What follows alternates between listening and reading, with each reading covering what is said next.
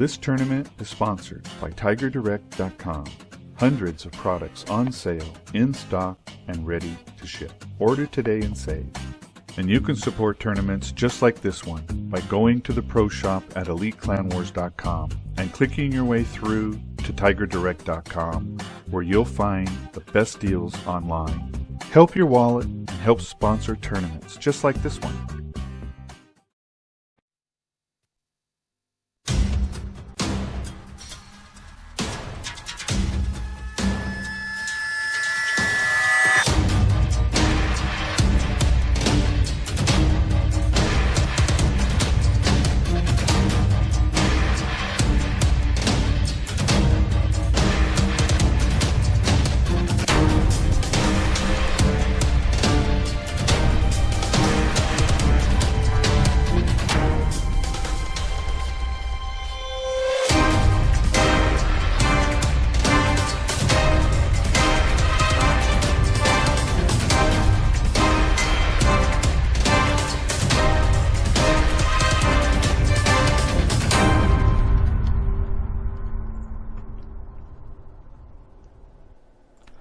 Hello everyone, thank you for joining us today for this presentation of this Dota 2 fall tournament hosted by EliteClanWars.com, MyWWIG.com, and TigerDirect.com. For the best deals on electronics, phones, tablets, office supplies, check out TigerDirect.com. And I'm your host, Jor1. I'm joined by my wingman here, Tak Attack. How's it going, Tak? Doing pretty good. Very excited to see the final match between the two teams. Two teams are very good in terms of the performance, but they're very good at doing very good. I don't know if you've seen some of their other games in other tournaments, but they're actually very good at coordinating their efforts. And I'm just so excited to be here and witness this moment where both teams are just absolutely fantastic in their gameplay and team play and teamwork. So again, excitement, that's all I can say. Great. Today's match is a best of 3 grand final match between Born Absolutely Dominant and Team Chibiusa. These teams have fought it out hard for 5 weeks, battling in best of 3 matches in a 32-man single elimination bracket. And now they stand at the top where they are fighting for a $250 prize for the winner and a $150 US dollar prize for the second place winner, I guess, or the loser of this game. Alright, so the picks and bans are fast and furious, so let's jump right in. Okay, from the ban side, on Born Absolutely Dominant, bad, we have Clockwork, Darkseer, Pugna, Death Prophet being banned out. And from Team Chibiusa, we have OD, Meepo, Bounty Hunter, and Elder Titan being banned out. And regarding picks, we have Lich, Weaver, Earthshaker, Venomancer, Lifestealer, Vengeful, and Queen of Pain. Now from Team Chibiusa, this is a pretty standard lineup coming out with a solo mid Queen of Pain, tri-lane Lifestealer with Vengeful Spirit and Venomancer supporting him. Yeah, the standard tri-lane in this situation would be Venomancer, Lifestealer, and Vengeful Spirit.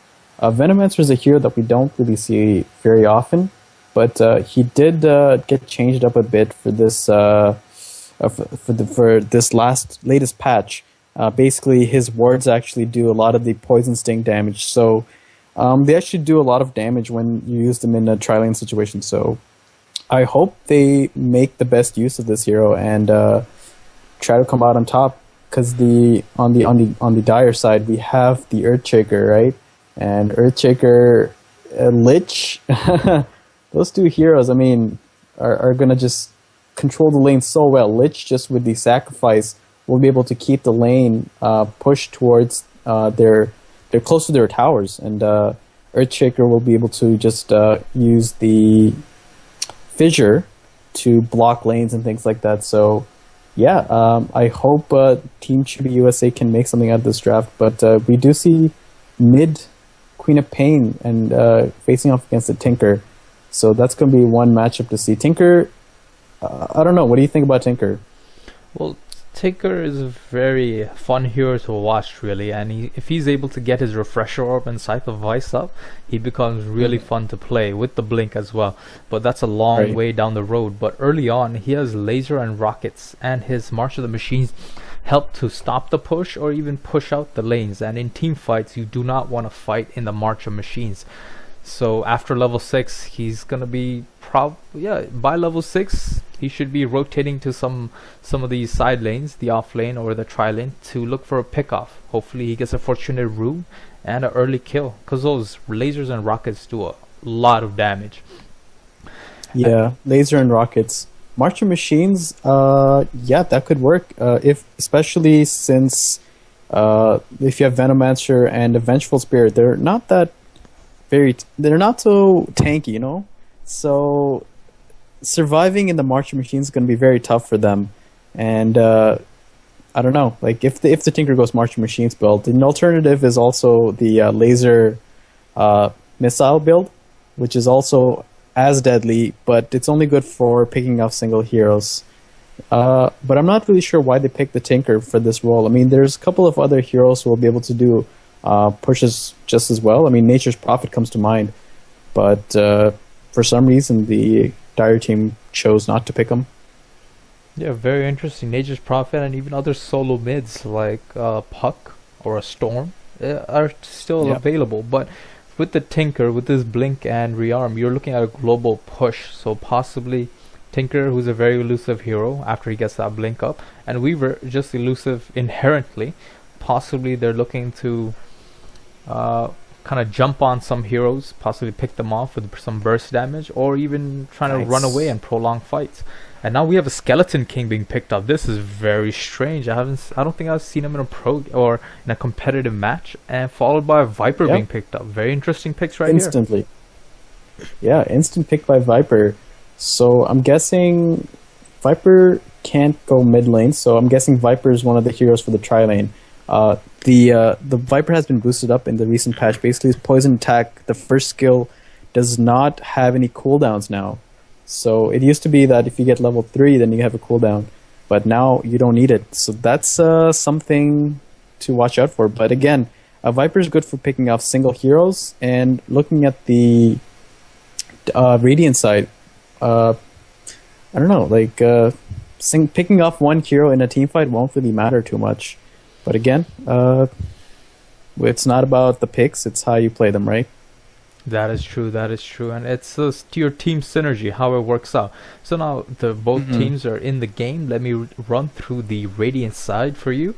TCH, Team Chibiusa, Kunoichi on the Lifestealer. You had Chibiusa on the Venomancer. Solo mid Queen of Pain being played by Ricky Dota. Then we have Tabo on the Vengeful Spirit, and Skeleton King on Joint Dota. Yeah, and for the Dire side, Tak, if you would may. Oh, we have Railgun playing the Tinker top lane with an Earthshaker who's being played by Crimson, and in the mid lane we have Dota, the 2, playing the Viper in mid lane. So Viper's going to go mid lane, and we have a Lich played by Holly, and Optimo playing the Weaver bottom lane. So these two heroes bottom lane is going to actually cause a lot of problems for Joint Dota and Taboo. Yeah, both these heroes on this bottom lane from Born Absolutely Dominant are range heroes, and Skeleton King is going to have a very tough time. So it will be interesting to see what he skills up here. I would think that he would go for that stun Hellfire Blast, and followed by Vampiric Aura to keep him alive, because he'll have some support from Vengeful Spirit there. And now, interesting enough, we see Venomancer roaming around the top rune area. Maybe he's going for that, trying to help out Lifestealer in this top lane. Yeah, I think he's just going to rotate around to put some wards in the jungle, and hopefully this won't create a lot of surprises for this hero. And you can see that the Dire team has placed an excellent ward there. They know Venomancers do this very often. They just rotate around, come to the mid lane, and this Viper is well aware of this Venomancer here. So good ward placement by the Dire side. So no surprise is going to be coming in unless this Viper still stays in the lane, and looks like that's what's going to happen. Is this going to be first blood? I don't know. Viper is taking a lot of damage, but Queen of Pain almost low health. So both heroes really low health at this point. Venomancer will back off. Queen of Pain blinks out, and looks like there is not going to be any first blood here. But very good aggressive play coming in from this Venomancer trying to help out his teammate.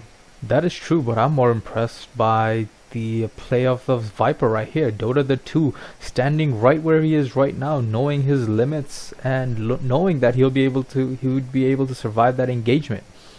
And now Venomancer once again, after regioning up with that Clarity Potion, wants to go for round 2. And you know what? Queen of Pain almost died there. If she did not have enough mana for Blink at this spot, the poison attack would take her down. So aggressive battle coming out from both teams. Yeah, but that's just the nature of the game. And looks like bottom lane, Skeleton King. Oh, he's not doing too well at all. And in the he top has lane, 2 CS. Tinker, Lifestealer gets stunned. Marshall the Machine once again playing the role here. And Tinker gets first blood on Lifestealer with that laser. And now Tinker might go down from Venomancer's hits. Earthshaker looking to defend, body block. And one more attack. No, Tinker gets away with a live.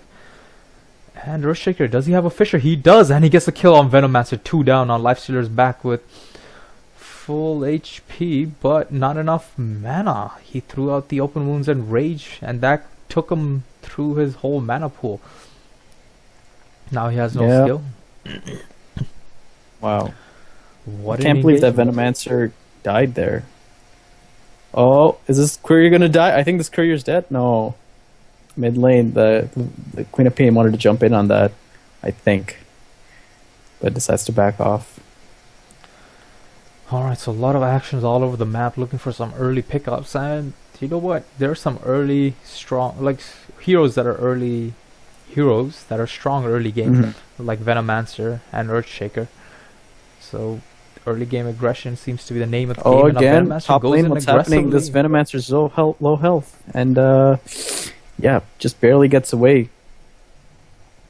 And Venomancer pops the smoke plus the salve to keep himself alive, while he doesn't want to get fissured by this Earthshaker here. He knows that he's there. And Earthshaker playing very smartly. And Venomancer drops a ward down. I wonder if Earthshaker saw that, but there are no sentry wards to deward this vision. This will allow Venomancer to play a bit more aggressively. Yeah. And looks like Venomancer's just gonna pull this camp. I don't know what he's doing. He's just rotating around again. In the bottom lane, there's some action happening. Vengeful Spirit in a very low HP, but he's able to get away. Now Skeleton King comes to his rescue, and both teams get away unscathed. Vengeful Spirit has been forced to use a salve up to heal. Now once again, Venomancer waiting in that mid lane, looking for another pickoff, looking to harass this Viper. Now if you look at the farm here, Queen of Pain just dominating the farm game here in this mid lane. Yeah, I don't think this Venomancer is going to find the kill though, because that ward saw this Venomancer from a mile away. And looks like he's engaging on the Queen of Pain, backs up at the right second to dodge the Venomous Gale. Yeah, it's almost as if he knew. Oh, what just happened bottom lane? Oh, Weaver got Skeleton a kill. King. Skeleton King. I think he just went out too far. Yeah, it's possible that he played a bit too aggressively. He was around here. And there is a stun from Vengeful Spirit, so it's possible that that's how he could take it down. And yeah, going back to the point on the mid lane, Viper playing like as if he knows where Venomancer is coming from. I mean, this is twice or 3 times in a row where Viper playing extra safely might give away. You know, Team Chibiusa should pick up on that and think that possibly a ward has been placed. Yeah, 3 heroes down. That's quite a bit of kills, kill advantage on the dire side. Yeah, Team Chibiusa having the early lead, playing quite well. And now once again, Venomancer goes, Vengeful Spirit on the stun on Lich, followed by a stun from Skeleton King, but Vengeful Spirit is so low in life. One more attack. Will Weaver be able to get that? No, he gets stunned from Hellflower Blast. He started Shikuchi away. One more hit. He's still alive, but Vengeful Spirit should be very careful. I mean, Weaver should be very careful on how he proceeds. And now they're turning it around on the Skeleton King. Skeleton King trying to hide in the jungle. He successfully gets away from Weaver, but no, Lich is there with his Frost Blast to get another kill. Yep. Skeleton King dying bottom lane twice. That is going to cause some problems. This Weaver got, I think, Weaver got the last kill. Lich got the second kill. So this lane's going to be dominating for the Radiant team. So yeah, it's definitely gonna. It's something that the Radiant team need to work on. But at this moment, they won't be able to. And look, there's a Earthshaker coming top lane, and he actually gets scaled by Venomancer. But I think this Earthshaker's going to get away just fine. Market Machines drop, and Queen of Pain comes in to gets a kill. Throws out her Sonic Wave to get the kill on Earthshaker there. Now she's trying to run away. That March of the Machine doing so much work there.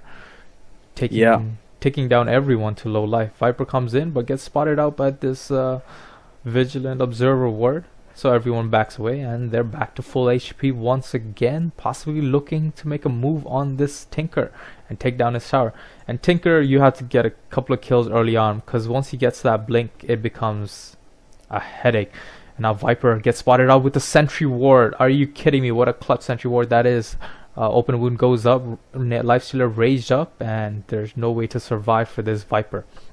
So Team Chibiusa with some clutch wards, able to pick some heroes off. Excellent placement. Yep, the Sentry Ward was excellently well placed, well placed, and unfortunately Viper wasn't able to get a kill.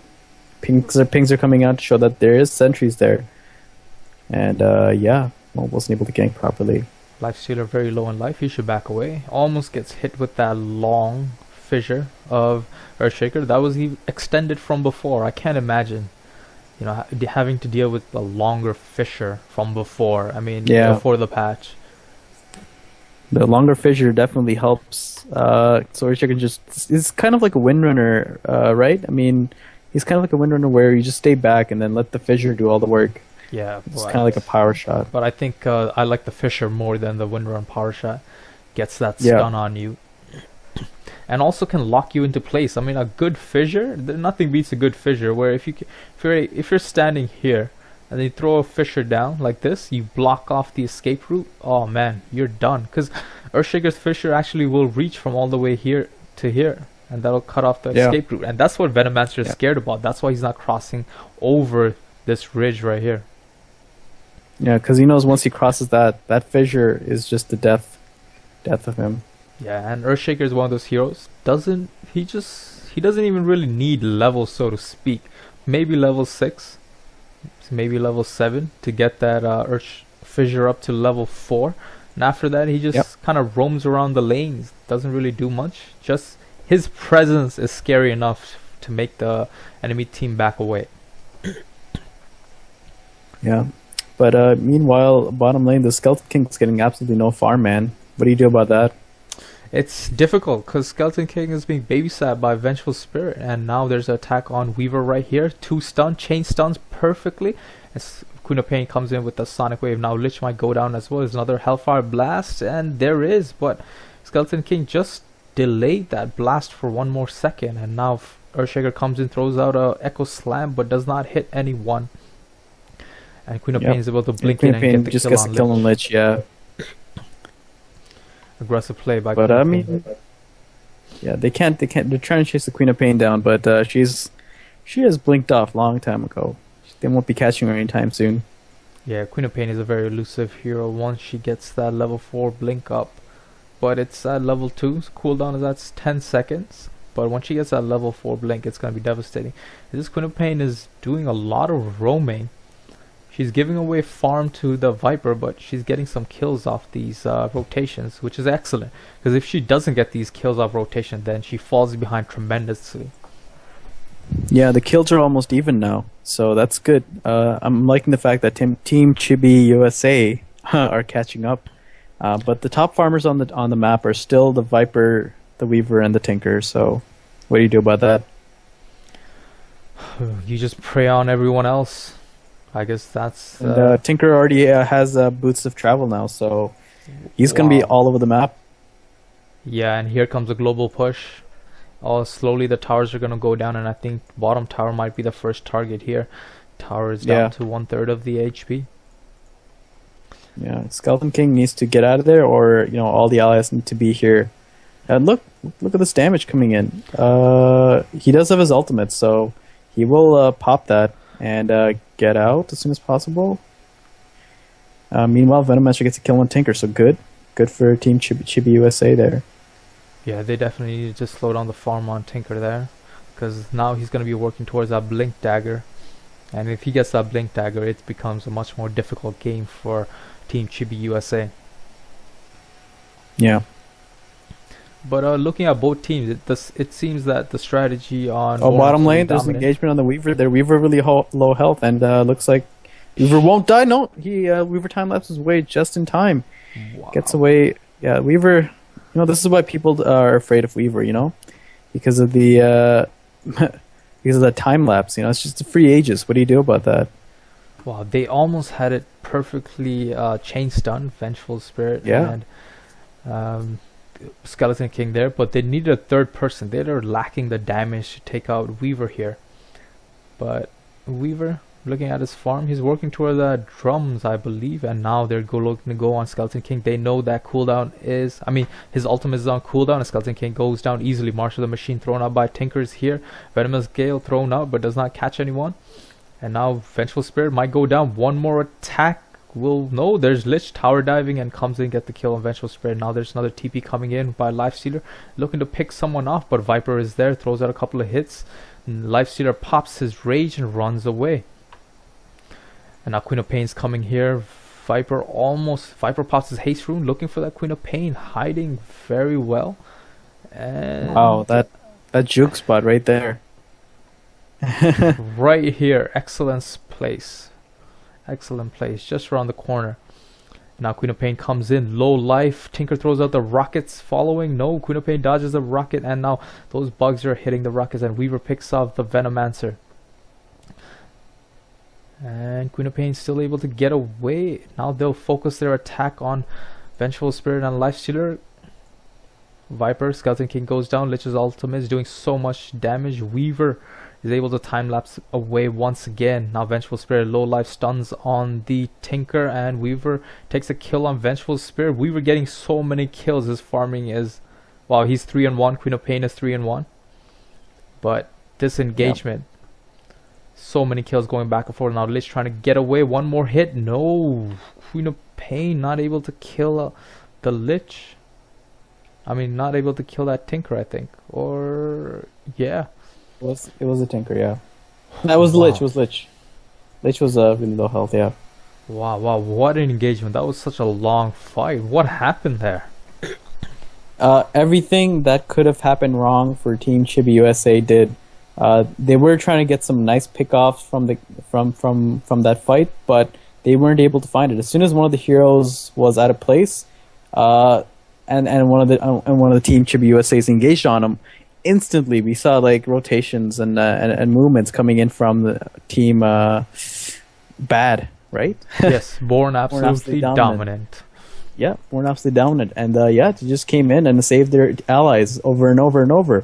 And from that, what happened was it ended up being like a contest to see who would get the most damage on which hero. And Queen of Pain came in trying to get kills on, like for example, the Lich. The Lich got away. And then they try to get the Weaver got away. And what do you do then? You just do you back off, or do you want to keep fighting? So the uncertainty sort of caused this entire team to lose in that team fight. So the trade-off wasn't that good for Team Chibiusa at all. And top lane with an engagement on the Skeleton King, Fissure was used, but it actually didn't block him. And in fact, it blocked the 3 heroes top lane from coming in and ganking the hero. So yeah, they need to defend this tower fast. But how do you defend against that Martial Machines? I know, that's what's the problem right here. Tinker with that March of the Machines and his Boots of Travel, he's gonna have a global presence. And now anytime Earthshaker plus a hero, say Earthshaker and Viper, go on a certain enemy hero, and Earthshaker gets off a fissure, there you go, Tinker will travel right in.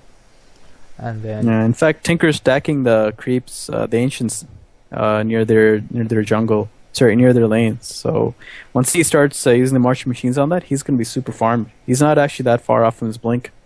yeah, and he's farming very effectively here, trying to stack up as much as possible. I would have liked him to kind of farm this and this jungle at the same time, but I guess he's working on that lane right now. We have an engagement from the Weaver, but Weaver gets away. Weaver tried to gank this Queen of Pain here. Yeah, no, he's just farming around. He knows something's up. Yeah, he's playing very safe, and now here we go. Shikuchi's up, and no detection up on Lifestealer. Yep, they have one more. They have one more ward right there. Boy, They see it. Oh, they just missed it again. The juke spot's right there. I gotta start using this juke spot, man. This is very good. Like, it seems like nobody knows about those two spots right there. yeah, your vision gets cut off as soon as you turn this corner right here. So excellent placement. Now looking at Weaver's build here, he has opted to go for that Drum of Endurance, and I think he's working straight for that Desolator. I mean, this is a very aggressive build coming out from Weaver. I like it. Yeah, Weaver is once he gets a Desolator, he's gonna be pretty much 3-shotting Venomancer. Yeah, 3-shotting Venomancer, 4-shotting this maybe Vengeful Spirit. So those two heroes are gonna be in big trouble.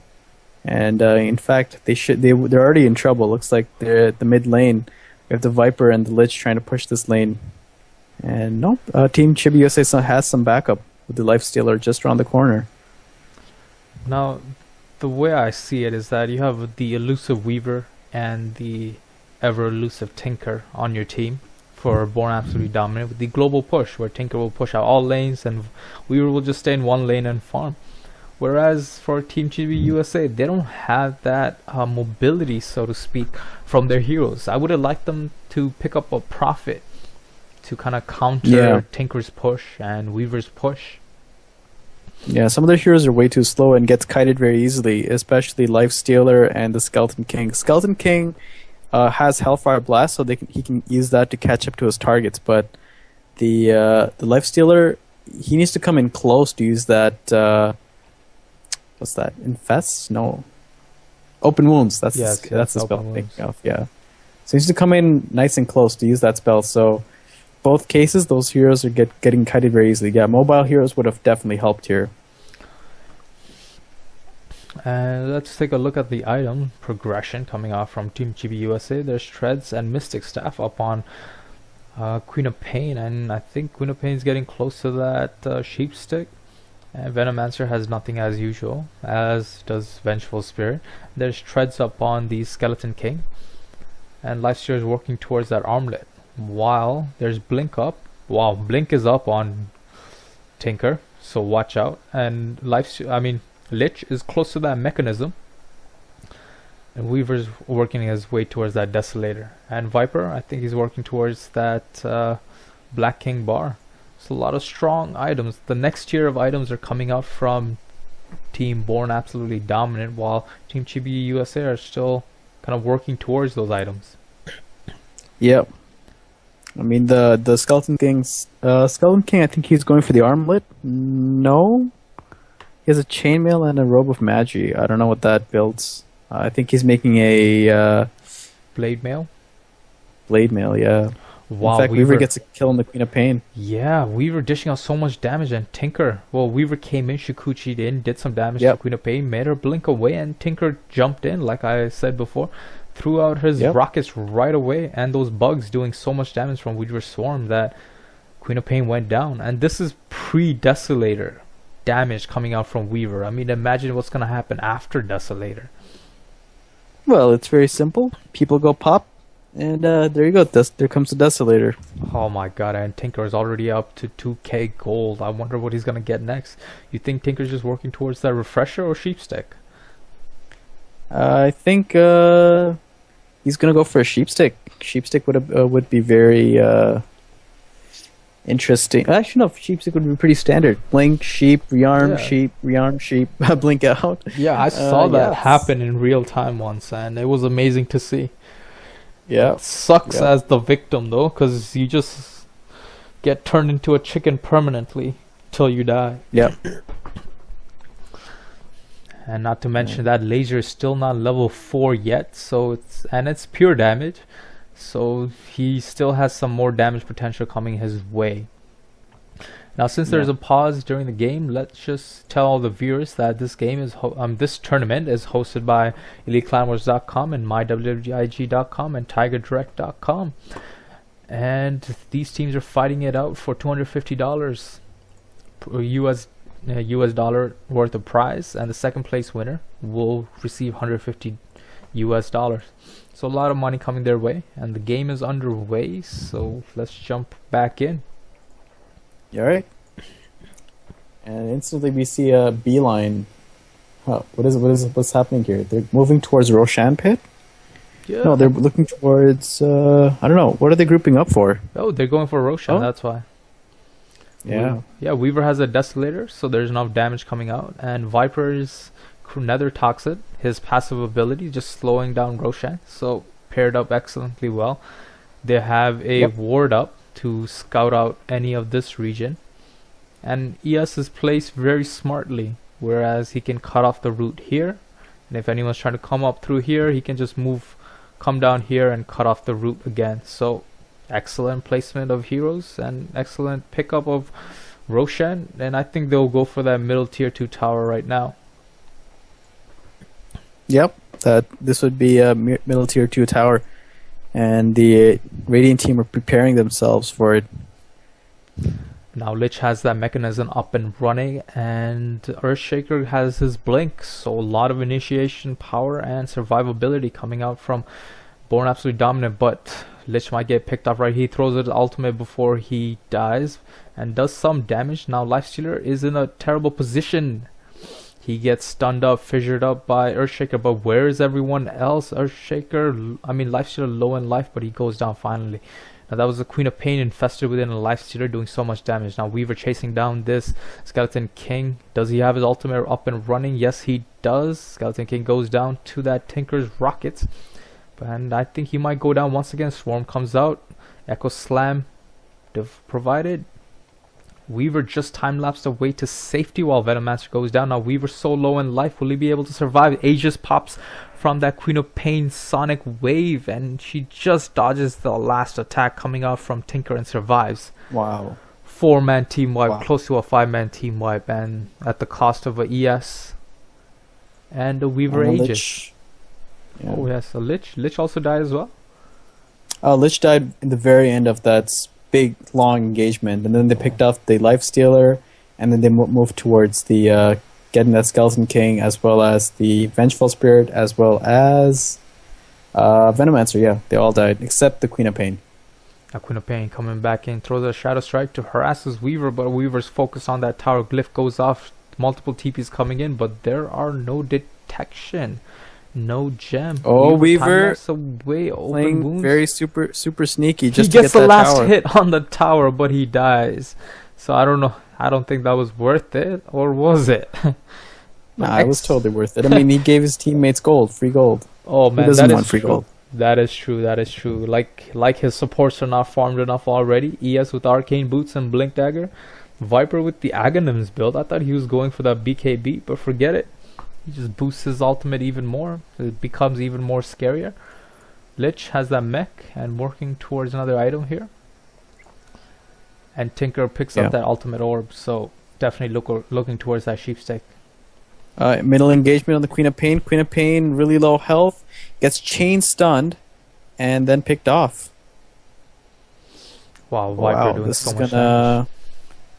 be very troublesome for these this is gonna be middle teams. tier 2 tower right here. This is too much, and without the Queen of Pain down for 40 seconds, they can't defend this, because Queen of Pain is the most farmed on their team. Yes, by a large margin.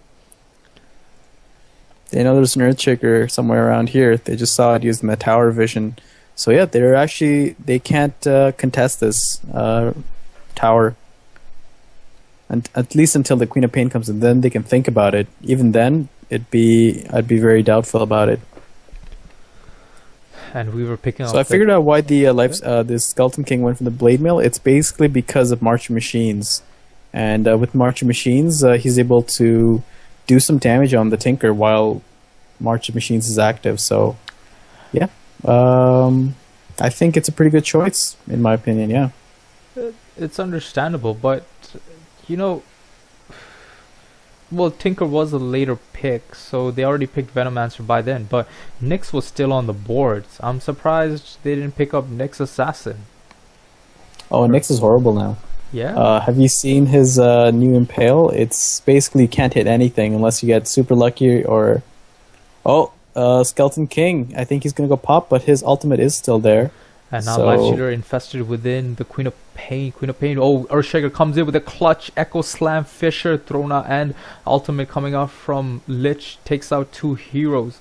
And now Venomancer just trying to run away. Life Stealer still alive, but he goes down finally to the Weaver. What an engagement coming out from Earthshaker right there. Turning the fight around. And GG is called by Team Chibiusa.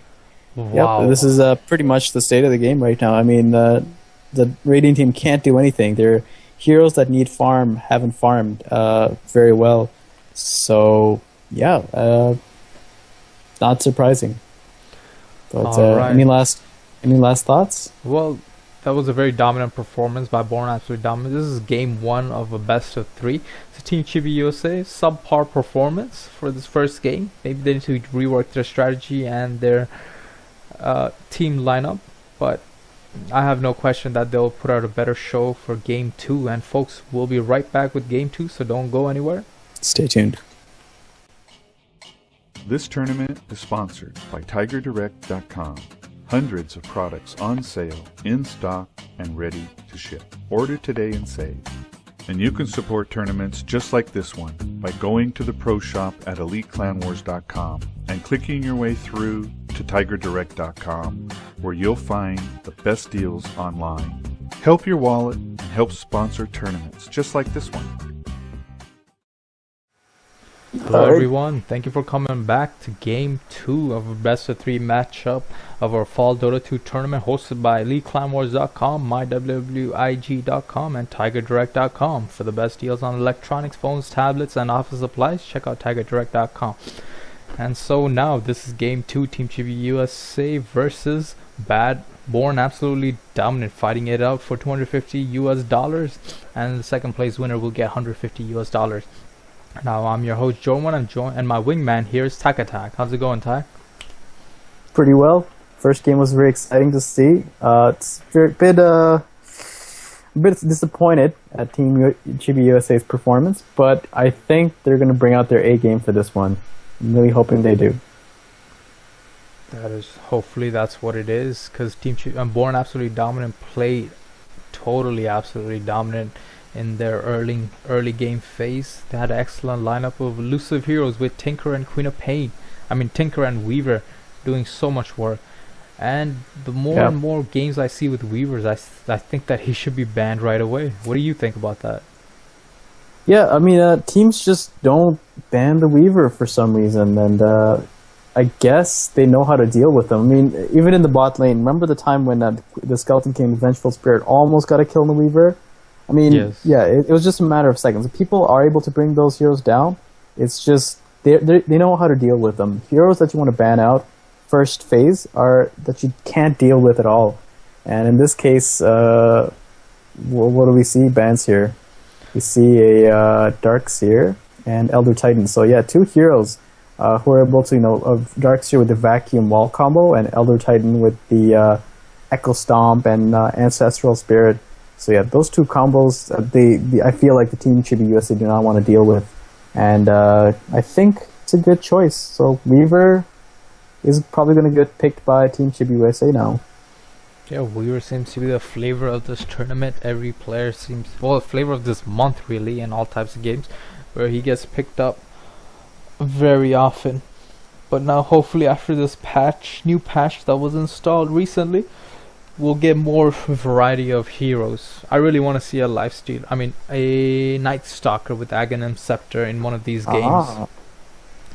Oh yeah, Night Stalker would make sense. He has been boosted severely in this patch, especially with the new night and day cooldown. It's 4 minutes day and 4 minutes night, as opposed to 6 minutes day and 6 minutes nights.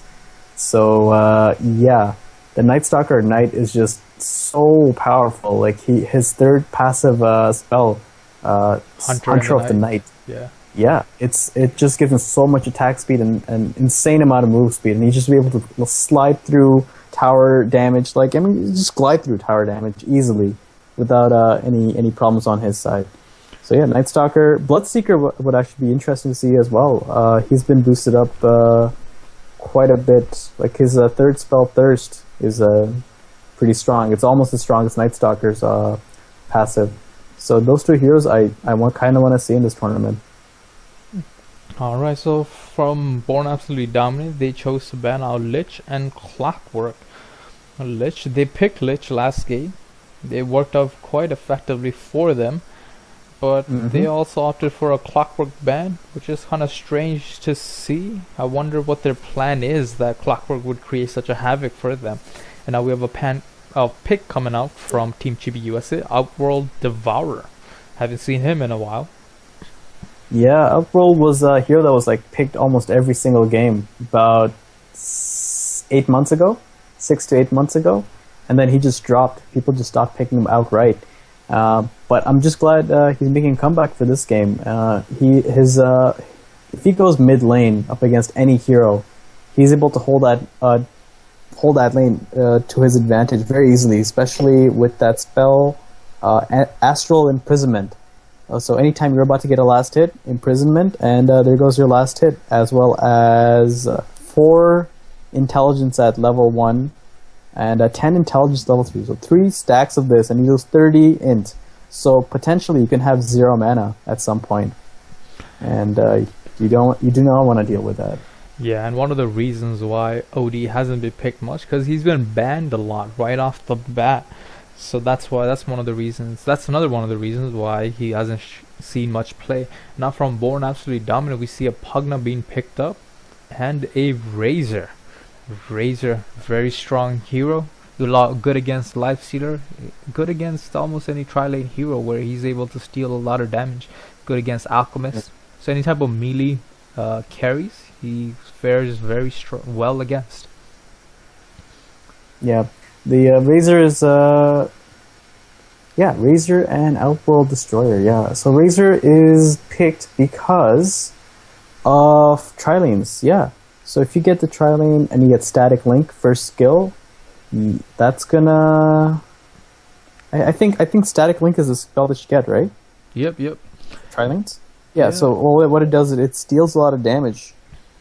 Same as Obsidian, not Obsidian, Outworld Devourer. So you just steal the damage from in a Tri-Lane situation, and basically people have to back off, or else the Razor's just going to do so much right click to you, and then you just drop dead in like 2 or 3 hits. Especially if you have like something like a Venomancer, that's like 4 hits with full Static Link damage. Alright, now we have a Venomancer being picked up. Venomancer being picked once again. He was picked in game 1 and now he's being picked in game 2. I guess teams really value the damage coming out from Venomancer, but he wasn't used to his full potential last game, I believe. That we didn't really get to see Venomancer shine. Yeah, Venomancer wasn't... it seems like Team Chibiusa really liked this hero. But there is a reason why Venomancer isn't top ban material, especially in the first 2 phases. Like, you usually pick Venomancer. If you pick Venomancer, you usually pick him in the second or third phase of the picks. But yeah, second pick Venomancer just doesn't make any sense. But hopefully in this game we get to see Venomancer bring out his true potential. Yeah, I think there are several other support heroes that would fare much better compared to using Venomancer. I mean, there's one Rubik is on the board. That's always a strong hero to pick up, and other heroes even like Jakiro possibly that have a AoE stun. that can be useful. And even Earthshaker, like last game we saw how effective Earthshaker was, how effectively he was used, and he could have been picked up. Or right now Naga gets banned out, but Naga could have been an excellent support hero as well. So Viper and Prophet gets banned out from Team Chibiusa, followed by Lifestealer and Naga Siren from Born Absolutely Dominant. And they have a Death Prophet. So this is gonna be a push meta, push strat game, where Death Prophet basically melts towers down, as well as the Pugna with Nether Blast, and Death Prophet with their ultimate Exorcism. Exorcism got a recent boost in the patch, and I think it summons like 2 or 3 extra spirits. And those, you may not think those 3 spirits do enough damage, but when it comes to towers, those things help melt the tower about like melt the tower faster by like 2 to 3 seconds. So again, Death Prophet, good picks. I like it. And now we have a Shadow Shaman being picked up. I mean, this is no question a push lineup. I'm thinking the game's gonna end less than 25 minutes here. I mean, if everything goes according to plan. Yeah, man. If you have Exorcism plus the Serpent Ward and you have Pugna's Nether Blast, I mean, it's over, man. That tower is gone. And I presume that by keeping up with their push strat, Razor's gonna go for their early Desolator, and so that decrease in armor is gonna help out a heck lot. Now we have a Visage being picked up by Team Chibiusa. So Venomancer, Visage, already the support heroes have been picked. Now they're looking for a offlaner and a carry, dish out some damage. Yeah, they need a... Wait, are you talking about the Radiant team or the Dire team? The Dire team for Visage and Venomancer. Yeah, but I mean, they already have an Outworld Devourer, and looks like they have a Mirana, so a semi-carry in a tri-lane. So basically, Venomancer, Gale, Mirana, Arrow, and Visage, just to finish off with the... Soul Assumption. Soul Assumption, yeah. So Grave Chill, actually no, I think Grave Chill plus Venomous Gale and then Arrow would make a lot of sense. So yeah, their tri-lane potential is looking very dangerous at this point. And looking at the Radiant team, I don't think they have an answer to this, because even though they have a push lineup, they still need to lane their heroes to get those spells up as soon as possible. So I think Shadow Shaman and Pugna and Razor are gonna tri-lane. And if they do, then I don't know if they can kill. I don't know if they can still kill any of the heroes from the Dire team, because I mean, Venomancer is kind of squishy, but Visage and Mirana will damn well make sure that they survive.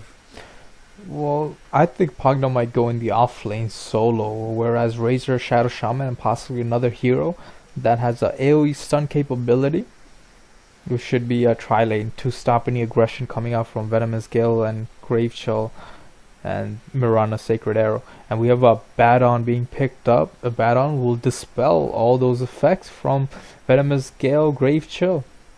So, excellent pickup coming out from Team Born Absolutely Dominant here. Yep. You get the Venomous Gale plus the Grave Chill. And instantly this Abaddon comes in and he's just like, nope, shield, and then those debuffs are gone. And those heroes are just going to get away, just fine. Yep. Alright, now we're waiting for the last pick from Team Chibiusa, who picks up a Puck solo mid. Yeah, very strong hero. But we'll see how this Puck plays out, because as of now, I like Born Absolutely Dominant's lineup much more. But we'll see how the game shapes up. And now we have a disconnect from all the teams, because Team Chibiusa is missing their captain. So we'll have a remake and we'll be back shortly. Hello everyone, thank you for joining us today once again. This is game 2 of a best of 3 matchup between Born Absolutely Dominant and Team Chibiusa. This is the grand final match of the Fall Dota 2 tournament, hosted by EliteClanWars.com, MyWWIG.com, and TigerDirect.com. For the best deals on electronics, phones, tablets, office supplies, head over to TigerDirect.com. And now you can go to EliteClanWars.com, click your way through the Pro Shop, and check out some great deals from TigerDirect.com. This way you'll be supporting this tournament and future tournaments. And now I'm your host Jorwan, joined by Tack Attack. How's it going, Tack? Good, good. Now that the draft is underway, we can get some games going, some lanes, and yeah, excited. Great, great. The teams just had to do a remake, so that's why the drafting phase will expedite it. Now, for Born Absolutely Dominant, let me run through the players here. Abaddon, played by Crimson. Razor, played by Railgun. Pugna is on the solo mid role, played by Dota the 2. Holly on the Rasta, Shadow Shaman. And we have Death Prophet being played by Optimal. And now Tag, if you wouldn't mind, the dire side. Yeah, so on the top lane we have the Venomancer as well as the Obsidian Destroyer, Outworld Destroyer, Devourer, being played by Chibiusa, I think that's how you pronounce it, and Kunoichi, playing the Outworld Devourer. And mid lane we have Joint T Dota playing the Puck, and bottom lane we have Risk Dota, Mirana, and Tabo playing the, what's it called, Visage. Alright, now we have Mirana just roaming around the Radiant jungle here, scouting some things up. And now the lane looks to be a Death Prophet Rasta solo, dual lane bot, and with a Abaddon Razor dual lane top. So a lot of dual lanes this series. In game 1 there were some dual lanes happening as well. Yeah, 2-1-2. Tri-lanes might be actually dying now, I think. So yeah, now that we have the Death Prophet and Shadow Shaman bottom, what do you think about that? Well, Shadow Shaman is gonna be the sacrificial lamb for if anything happens here. If Mirana hits that arrow, so our arrow goes out, but Death Prophet dodges it like the Matrix. And well, with the Grave Chill, no, Grave Chill was not leveled up, so Soul Assumption coming out from leveled up by Visage, and Venomancer being in the top lane. This Rasta and Death Prophet don't have to worry too much about getting killed in this bottom lane, unless they get hit with an arrow. So that's the only thing they have to worry about. Yeah, but both heroes sort of need the level 6, right? So I don't know, it just seems like we need to lane this a bit better. But anyways, we have the mid lane. The Puck is actually getting dominated by this Pugna. Pugna's just doing so much damage with the Nether Blast. Actually, no, Puck is able to dodge them right now with the Phase Shift, so not much to worry about for this Puck now. Yeah, they seem to be just exchanging hits back and forth, but Pugna does have his bottle up, so that can be an important factor here. Yeah. Meanwhile, top lane, let's see what's happening here. Razor just leveled up the Plasma Field. So, yeah, not much to talk about there. He can push with that, but it seems like Venomancer is doing all the pulling and stuff, so they don't really need to oh no. And the bottom lane. Did we just miss it? Yeah, we missed the first blood, but I think that arrow from Mirana hit, followed by some damage of that Soul Assumption, and Grave Chill got the kill on Rasta. And I presume Rasta will die even more, because Death Prophet, they'll probably be focusing on Rasta more than Death Prophet, even though they need to get Death Prophet. Death Prophet gets hit with an arrow right away. Is there a Starfall in line? No, Mirana has leveled up the lead, but Soul Assumption damage coming out, and 2 are gone from this bottom lane. Excellent play coming out from Mirana Visage right there to get the kill on Death Prophet. Yeah, I'm really glad they're getting nice kills on this bottom lane. So again, I was a bit unsure about this lane. Now, oh look, they got another arrow on this hero. Death Prophet might go and down Soul once. Assumption. Yeah. Wow. Gets away with 60 HP and has to salvo right away. Yeah, Death Prophet and Rasta both are very squishy heroes, especially when Mirana can dish out that arrow. And not to mention, once she gets that Starfall up and running, that's gonna be trouble time for Death Prophet and Rasta right here in this bottom lane. Yep, definitely. And unfortunately, not much you can do in this lane. Just wait until you get a little bit more levels, and then you can start countering this. No top lane with engagement on the Razor. No, it's just harassment, family harassment, nothing else. Just a question regarding Venomous Gale. Would it go through the Astral Imprisonment, the Venomous Gale? No, I have no idea. I have no idea. Astral Imprisonment just basically takes you out of the game, right? So I would assume no. Yeah, but that static link stays hooked. No, static link is dependent on distance. So wherever Razor is, even if it's banished, you need to escape that radius around Razor. That's the only way to break the link. So that makes sense. Alright then. We have a small pause here, but yeah, going back to what you were saying earlier, that Death Prophet and Rasta both need levels. Rasta will focus on some pulling, but I think both of these heroes in this bottom lane coming up from Born Absolutely Dominant will level up in a slower pace. I think that's what we're gonna see from now on, where in the dual lanes, both heroes have to share that EXP, or they will be sharing that EXP, so they'll hit level 6 a bit slower. Yeah, but I mean the Death Prophet like out of all the heroes in the game, I feel like Death Prophet is the one that benefits from level 6. I mean, even if you have a Pugna level 5 in the game, you can still push down towers super fast. But Death Prophet without her ultimate, which you get at level 6, is what you need to push those towers down. So a level 6 on Death Prophet is much better investment than level 6 on the Pugna. Indeed. And even bottom lane with the Pugna, you can get a lot of kills with that hero compared to the Death Prophet here. But since they did pick a Puck, I think that sort of changed their game plan here, because Puck would have actually done really well against the Death Prophet. Alright, now we have a push coming Engagement on the Venomancer. Venomancer really low health, and goes pop. Yes, and I was kills. just about to get that kill. I mean, catch that kill on camera right here. Pugna gets a kill up and running, so he'll probably get that treads or phase boots up and running then. Yeah. Alright, so Pugna And is there's an building. engagement bottom lane. Oh, and Another Shadow kill Shaman. happens on the Shadow Shaman. Mirana getting that Starfall and Sacred Arrow, or Sacred Arrow, not even Starfall required to get that kill. And this bottom lane is giving away a lot of kills here. Death Prophet and Rasta not faring very well against this dual lane of Mirana and Visage. They do have a lot of nuking potential. Engagement here. on the Pugna there, and Pugna's really low health. I think Pugna will go down here. There's not much you can do. Venomancer does this all the time. He just comes around the opposite end and just kind of goes in and Gale, and then you die.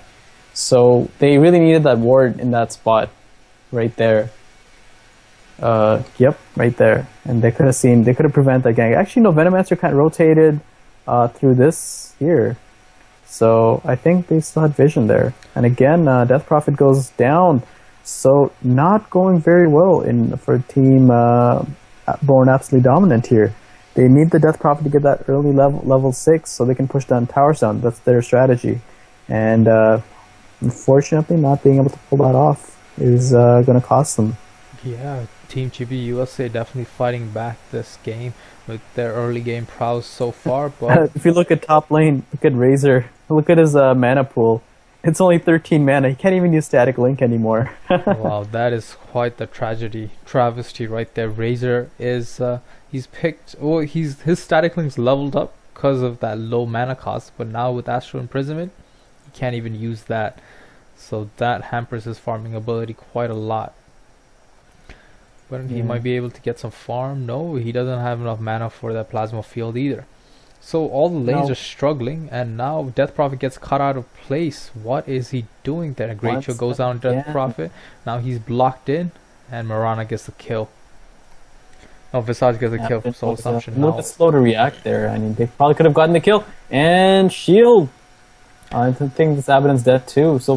So many kills on this bottom lane. Damn. Yeah, this Mirana's getting so farmed. She has the phase boots and Rob's up and running. She'll probably go for that Ring of Aquila and work towards that Manta possibly. Or possibly even diffuse a blade. But this all push early game push lineup coming out from Born Absolutely Dominant is not paying dividends at the moment. Yeah, and the Pugna also... Actually, Pugna killed the Venomancer there, which is nice. Venomancer tried to gank him. And also they get the mid tower. So nice play by the Pugna there. surviving a gank and getting a kill out of it. Yeah, Pugna was able to push down this middle tier 1 tower very fast, 7 minutes into the game. And now I think a lot of action is going to happen in this bottom lane. They've decided to rotate a Baron onto this bottom lane to provide some support, because it seems like Venomancer is roaming all over the place. But they're not going to be able to get a kill on this Mirana because she has leap. Yep. But if you get a nice shackle coming in from Shadow Shaman, I think it's going to be fine, just fine. They can take the they can get the kill very easily. Yeah, and looks like Death Prophet does have level 6 yet, so they might be looking to push this bottom tower. Very exciting times. Now we have Pugna rotating to the bottom lane as well, so definitely a lot of action will happen here. Mirana keeping her distance away from this Rasta, this Shadow Shaman, playing very vigilant. And there's also the familiars coming out from Visage, getting a lot of vision. That's one of the strong points of Visage here. He can use his familiars to scout out these jungle regions, provide a lot of vision. Yep. And not much else to say here, except they need to push this tower ASAP. Looks like they are moving towards this, and nope, familiars come right back in. He's like, nope, you're not going to get anything out of this. Was popped. One of the familiars go down, but they can't sustain the push. The creeps go down too quickly. Mirana low in life, she might back away here. Tower taking some damage, but I think that was an early ultimate used by Death Prophet, and a misplay to say the least. This ultimate has a couple more seconds left in it, so it'll do some damage, but top lane there's an engagement on the Razor. Razor is galed up, and Puck comes in, pops her ultimate, and silence Razors, and pops Illusory Orb. Kills the Razor right on. That's a costly kill right there. Razor, they're looking, that's their main farming their main DPS dealer, and he goes down. So that's a big kill for Team Chibiusa, who's just taking a stranglehold in this game, even though they're down one tower, but their heroes are getting farmed. Yep. So once again, Pugna comes in, throws out another level 4 Nether Blast, does a lot of damage to the tower. This tower just holding on. One more Nether Blast, more damage taken out, and that exorcism will be up in 20 seconds. Puck gets Invis Rune. I think the Radiant team knows this, so they need to play a little bit careful here. But they will get the bottom tower before they leave, so which is good. This is what they need to keep up. A couple more towers and they win. Look at the top lane, all the wards, I mean the plague wards that Venomancer has placed. Oh my god, they're gonna take down this top lane? No. A lot of TPs coming in. Pugna throws out a Decrepify on Venomancer, throws out that Nether Blast Life Drain, but Venomancer's just able to get away, has their boots up and running. So 4 TPs come into this top lane, but no kills in return. And now I think Born Absolutely Dominant is going to have a shift in their strategy, where they're just going to group up and push now instead of waiting any longer. They feel like they're falling a bit behind in kills, and they don't want to give that lead away, early game lead, to Team Chibiusa, so they're going to group up and fight as 5. Yep. And here he comes. Exorcism will get popped very soon. No, it's not. Throws out an Illusionary Orb, a Baron low in life, not level 6 yet, has a Aphotic Shield at level 2. Mirana pops the ultimate. Uh-oh. Now Venomancer comes in, throws out his ultimate, hits on 4 heroes, and now Puck throws the Dream Call silence. Oh wow, so much damage coming out from Devour's Sanity. Clips 2 heroes down, 3 heroes down. Rasta goes, Shadow Shaman goes down as well. Now Puck might go down, and he does that Soul Assumption damage. It's a 5-man team wipe. Wow, so much damage happening. Coming out from a Sanity Clips. Abaddon deny himself with a kill on the Outworld Devourer. He basically popped his what's his spell? Mist Coil. Mist Coil. Yep, and he just cast it on Outworld Devourer, who was almost the same HP as him, and just popped him right on. But it's not going to mean much. They still have 4 kills only, as well as like 2 towers. That's not going to be enough to offset the balance. Yeah, and pings go up from Born Absolutely Dominant. to take out Yeah, this look top at the XP tier graph. one. Just look at the XP graph. The XP graph, wow. It's over 7.5k. Yeah, that's Just a over big dip. 7.5K. And even the gold, it just took a suddenly big dip towards 5k difference. Yeah. That fight really changed things around. Yep. Once again, Born Absolutely Dominant looking to get this tower, but rotations are coming in from the Dire team. And now BAD just hell-bent on getting towers. They feel the pressure. They're forcing it, I think, a bit. But ultimates are down on the... Oh no, Puck's Dream Coil is up and running. It's level 2. And those familiars just providing so much vision. And it's so annoying. Where's Mirana at? Mirana in the middle lane trying to push out that tower. And she will be able to get that middle tier 1 tower. So while it's a trade-off for the top tier 1 tower. And now Puck being caught out. So taking so much damage. But she'll be able to orb away. Now Venomous Gale hits on How the 2. hell? How did Puck blink out? He got... illusionary Huh? orb. Oh, okay. That makes sense. Yeah, I thought not he blink. blinked out. No. Puck has blink. Not yo, she does, but illusionary orb. Yeah. And now Mirana comes in through the back door. She has her ultimate ready. So last time they used ultimate, they got a 5-man team wipe. So we'll see. And ultimate pops off again. Now they'll slowly find their good positioning. Mirana trying to backdoor. Venomancer comes in from the back. Has his ultimate ready. Throws out hits on 5. Now tries to run away. Life drain used. Venomancer goes down. Visage takes out the Shadow Shaman. Now the chase is on. Razor with his ultimate running. Exorcism popped, but not getting any kills. Not doing a lot of damage. And I think Born Absolutely Dominant will disengage at the moment. Death Prophet trying to get some farm. And you know what? To trade 1 for 1. That fight probably goes the way of Team Chibiusa.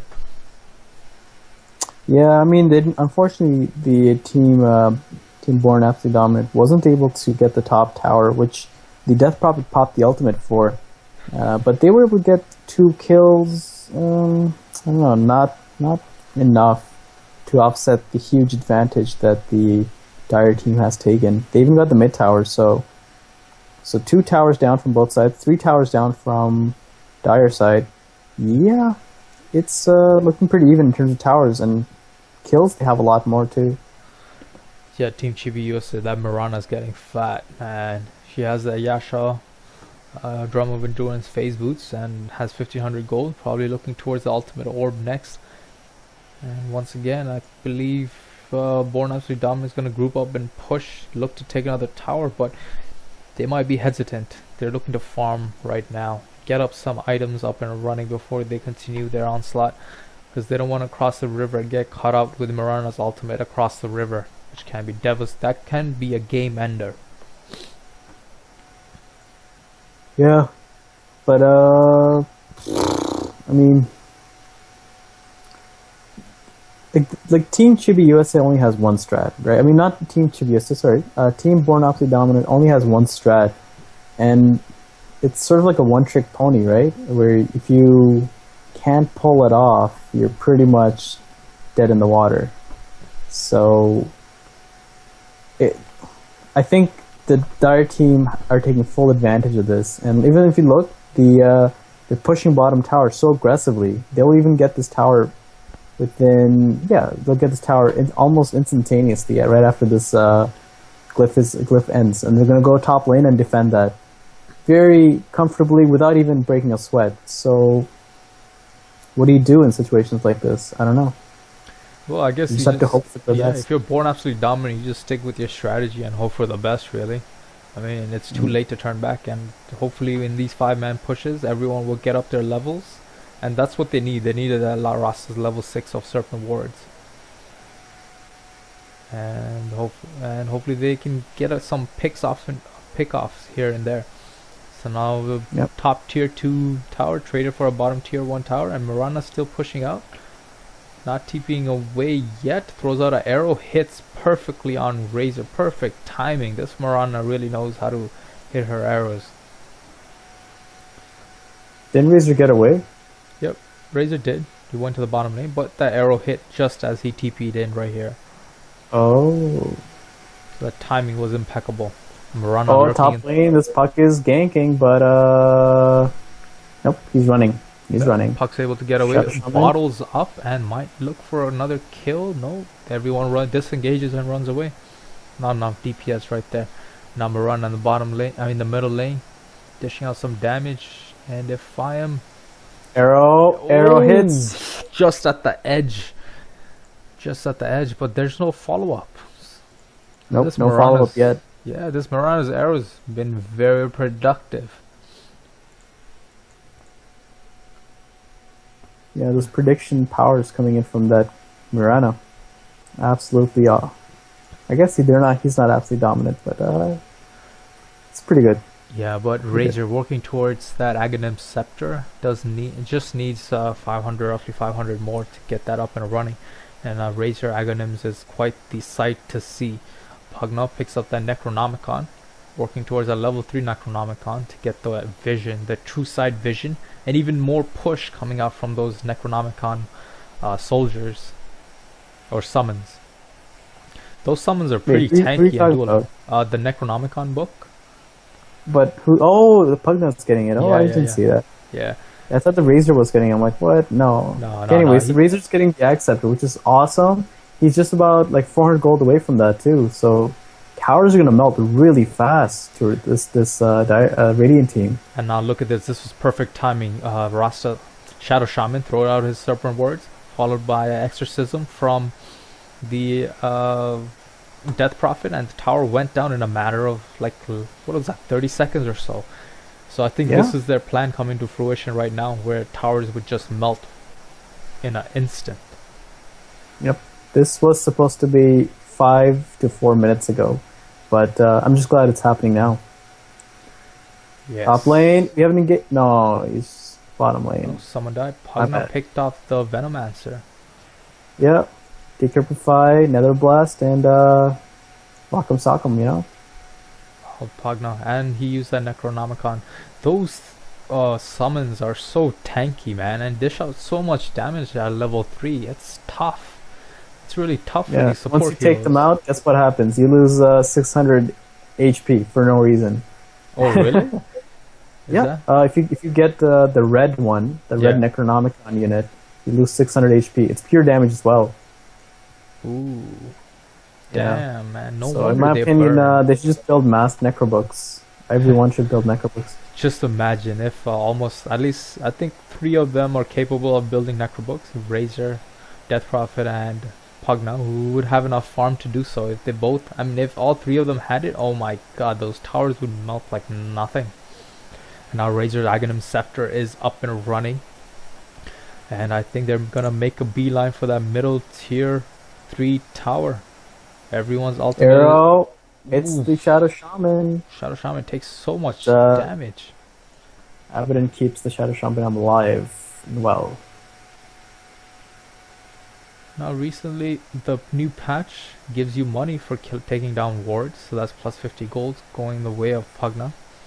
Very interesting change right there. Meanwhile, while all this action is happening all over the map, Razor is just farming away at this top lane in a very safe position here. So taking down the Radiant tier 1 tower is actually harmful for the Team Chibiusa, because now Razor can farm in a safe zone where no one's gonna try to backdoor him. Yeah, but there's 2 heroes there already, just waiting for the reason to step out, and there it is. Nope, Venomous Gale not being popped. Yeah, they don't want to go close to that tower, especially when Razor has Aghanims and his ultimate up and running, because people can die. Look at bottom tower. fast. Let that tower melt. Start counting. That's 1, 2. Okay. Glyph went out. Glyph. No worry, no worry. It's just a momentary pause, really. Oh, Mirana ultied, so this might be a bit difficult for them to push. Ooh, she Arrow throws up misses. the arrow, does not hit. Dream Coil hits, but Pugna melts Venomancer right off the bat. Now Puck caught in the middle of it all. Mirana just trying to run away. Shadow Shaman doing so much damage. Pugna chases down Mirana. Nether Blast just misses.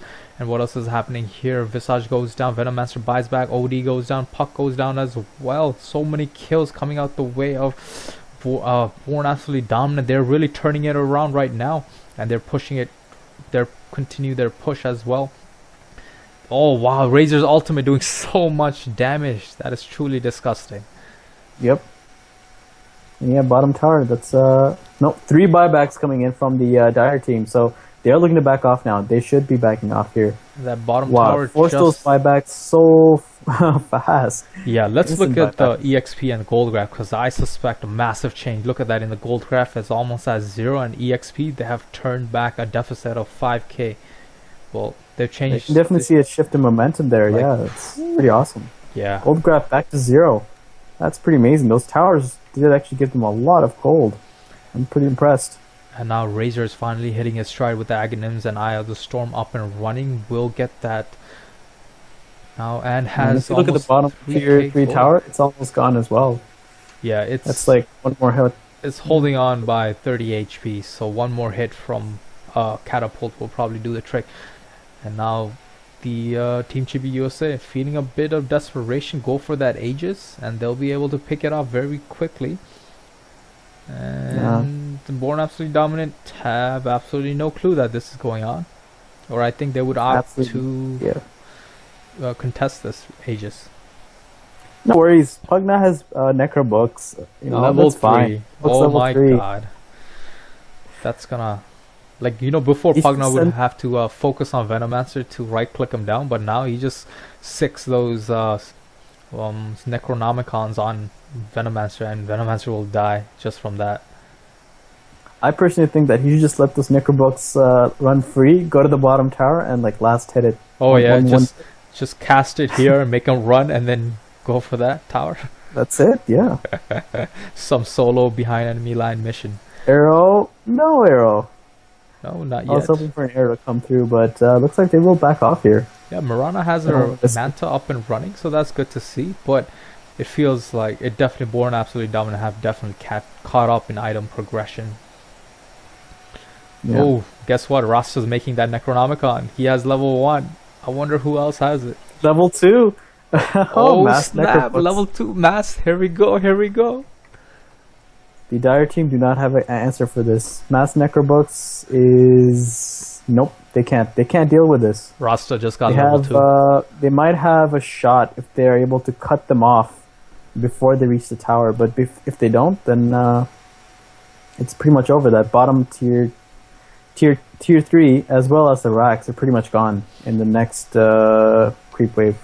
Another dire side is making a push on this middle tier 2 tower. Glyph goes up. Familiar is doing so much damage, but this bottom tier 3 tower on the dire side goes down, and now they're going on this melee racks. Barracks will go down momentarily, yes, and now the range will go down. So there's a full racks will go down just from one engagement, and now they're possibly looking for some more. Look at those 3. Oh, 5. Oh my god, they have 5 Necronomicon. What are they called? Summons?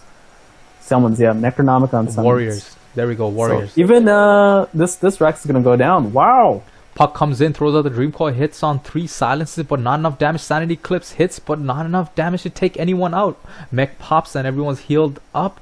And finally, Razor goes down, Rasta goes down, Abaddon and Death Prophet, all 3 of them go down. Pugna's still alive, but he goes down as well. Gemosite has been dropped, so they get 1 whole Rax and a half of another for a 5-man team wipe, and Pugna buys back. I don't know, I think that was pretty worth it to a certain degree. They got the Raxes. Oh yeah. Yeah. two sets of Raxes, or actually 1.5 set of Raxes, for trade off of a team wipe. The team wipe. Okay, you know what? I would say it's pretty even. Now that the Dire team has held the push off and they got a couple of kills out of it, it's actually evened out, I think. And if you look at the XP graph and gold graph, okay, XP graph went back even more in favor of the Dire team. So there's a plus point on that. But on the downside is that their their gold graph is back to 0 once again. And you know what? I was thinking that the Born Absolutely Dominant got the raw end of the stick on that engagement, but even with the team wipe, Team Chibiusa weren't able to push out the lanes. I mean, what did they really gain from that? After that engagement in the middle lane, they were so low, they were in low life that they had to go back and heal up. And in the meantime, guess what? Everyone from Born Absolutely Dominant, their cooldown off, they just came back to life. Now they're gonna continue their push. They leveled up some of their Necronomicons, so their push is gonna be even stronger. And by the time they get to that top lane, top tier 3 tower, all their ultimates will be back up and running. So it's a rinse and repeat formulation for Born Absolutely Dominant. Yeah, that like we were saying earlier during the broadcast, we were saying how the Radiant team only has one sort of strat in their mind, and that's all they can pull off. I'm just so glad that they're actually pulling this off so well. You know, not a lot of teams have the guts or the courage to keep doing what they're doing. Some teams will just be like, okay, we gotta stop and do something else. But Born Absolutely Dominant, they're feeling pretty confident from their game 1 wins, and they're not actually afraid to lose this game even if they aren't going to make it. So they're risking almost everything for this. Yeah, that's the other I think thing it's paying off. Yeah, that's the other thing where they have a 1-game lead, so they can pick a bit more risky strategy, so to speak, and still get away. Where if they lose this game, they'll come back for Smoke game gank, 3. Marana ulti. Oh! But look at this, Sentry Ward has been deployed. Everything. No one. They haven't seen anyone yet. Wow, they just went around, missed everyone. Sentry Ward, Mirana, not in the. Oh wow, so close, and an arrow being thrown out. Will it hit Shadow Shaman? No, it completely misses. And now the jig is up. I don't think they're aware. I don't think this team is still okay. They are now. Yeah, but they're chasing. They're just chasing. You know what? They're just gonna rush for the tower. Yep. Drop your ultimates. Necronomicon summons. No need to fight. Just go for the tower. Exorcism dropped. Look at this. It looks like the red team, the Dire team is away. And now Puck drops the Dream Coil. And Sanity Eclipse will get dropped very soon. OD is on BKB but not able to survive. With just low life. But the top tier 3 tower goes down. Now Puck comes back in. Sanity Eclipse drop. Aphotic Shield just keeps Razor alive. Now those Serpent Wards doing so much damage. Familiars come in, just trying to take out this Razor. Now Pugna will go down to these Familiars. No healed up from the Mist Coil once again from a Baton. They need to get rid of those Familiars. And Pugna survives. They live. So Death Prophet and Shadow Shaman go down at the cost of Puck and Visage. Puck is down for 50 more seconds. And now Mirana picks up the MKB. Rasta has that level Shadow 3 Shaman gets Necrobook. Yep. I think we're going to see more and more games which Necrobooks are going to be picked. A lot of games, yeah, because this strategy is absolutely absolutely crazy. Yeah, man, it's a ballsy strategy to pull off, man. They were weak early on, but now Razor sees Mirana taking so much damage, that MKB doing so much work, and Razor will go down just from right clicks from Mirana. What just happened there? Mirana with the it's the Razor, 1 kill, Oof, they still have like 3 other Necrobooks to worry about. Yeah, I would just kind of summon those Necrobooks and keep pushing the lanes out with those. Look at this. So middle racks is gone. So while that engagement was happening, the top lane, the creeps pushed in through the middle lane. So 2 racks fully gone and just 1 racks up, 1 melee barracks, half-life. Things are looking very grim for Team Chibiusa at the moment. Yeah, I feel like Team Born Absolutely Dominant actually can take a little bit of break from their pushing and wait about a minute and a half for the Roshan to come back. And once they get the Aegis, they can easily just go for the top lane and get the racks. So we have level 3 Necronomicons up and running on Shadow Shaman, Death Prophet, and Pugna. And we have a gem on a Baton, followed by, I think Razor is gonna get that BKB very soon. It has the refresher orb. Oh my god. Ladies and gentlemen. Razor? Yep. Yep, that's the strategy. Ag refresher, 2 ultis coming in. That top Brax not looking so good right now. Ladies and gentlemen, strap yourselves to your seats. You're gonna see something amazing here. Aghanim Scepters on Razor with the refresher orb is a sight to see. It's gonna be amazing to see so much lightning bolts happening. And he hasn't hit level 16 yet, so it might be not as amazing, but maybe he will. And now Mirana's ultimate comes in the shadow of the night. They pick off 1 hero. They pick off Shadow Shaman, and now Razor in low life. Sanity Clips drop. OD goes down to that ultimate, and now Pugna goes down as well, but a bat on surviving. Visage will go down to the Eye of the Storm. Who else is alive? OD buys back, but Visage and Venomancer are dead. Mirana, Puck, low life, just trying to run away. Puck is not able to get away. No, he does get away. There you have Mega Creeps. Mega Creeps are up, and look Arrow. at these. Misses. Wow. And yeah, looks like they'll even get this middle tower. This Necrobook's doing so much damage to that tower. I don't think Team Chibiusa can defend this now. There is absolutely no chance they're able to defend this. They do not have the heroes to stop this push. Yeah, and Mega Creeps coming back from Mega Creeps is very difficult to do, and Pugna just buys back to continue that pushing onslaught. And I think they're gonna go like they will back get for Roche. Roche. Yeah, Roche is their next target. And then once they get Roche, they have one tower, tier 4 tower to take down here. And then the base will be open for attack. Wow, what a turnaround by Team Born Absolutely Dominant. They were down early on, but they, with their team lineup, their push strategy, they kept it together, kept their composure, and just played it out. And turned That's the all game. they had to do. That's all they had to do. Stick to their And guns. yeah, once again, I just want to point out that the Venomancer pick has not worked out at all in favor of Team Chibiusa. I feel like they could have gone for like at least to look at like Keeper of the Light or something. As soon as they saw that pushing power, they could have picked like a Keeper of the Light. I think that would have made the stops, the pushes much harder to do. So, you know, And so now 3 here we go. Necrobooks.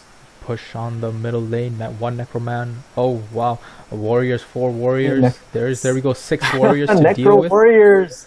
And now Venomancer comes in, Melts. throws out his ultimate, just melts away. So much action happening. Death Prophet gets yuled up to be safe. Now Venomancer is going to go down to the life drain, shackled up. Serpent Wards have been dropped, but Rasta Shadow Shaman goes down. Now Visage, Venomancer, and OD are down. Puck drops that Dream Coil, but is not able to survive. Razor, Eye of the Storm, doing GG is so much called. damage. And Team GG. Born Obviously Dominant. With a dominant game, very well played, sticking to their strategy, were able to pull it through. Excellent play coming out from Born Absolutely Dominant, and this is our victor. Congratulations to Born Absolutely Dominant, and congratulations to Team Chibiusa for making it this far. Born Absolutely Dominant will win the grand prize of $250 and Team Chibiusa will get the consolation prize of $150 Hopefully everyone enjoyed this match, this tournament. We have a second tournament lined up for November 18th. The registration is open, so head over to EliteClanWars.com to sign up. And this tournament was brought to you by EliteClanWars.com, MyWWIG.com, and TigerDirect.com. So, Tak, any last words? Necrobook strat, best strat. Especially since it got buffed. Now that you can't Midas the creeps, I think a lot of teams are going to use this build. I wouldn't be surprised in the future if you get like Necrobooks on both sides of the team from now on. Push strat, best strat. And congratulations to the winners. Great. Thank you to all our viewers for tuning in. You might be watching the Twitch video that is on twitch.tv/WWIGTV. So we can check that out at a later time. And thank you for tuning in. I'm your host Jorwan, joined by my wingman Tak Attack, and we'll see you next time.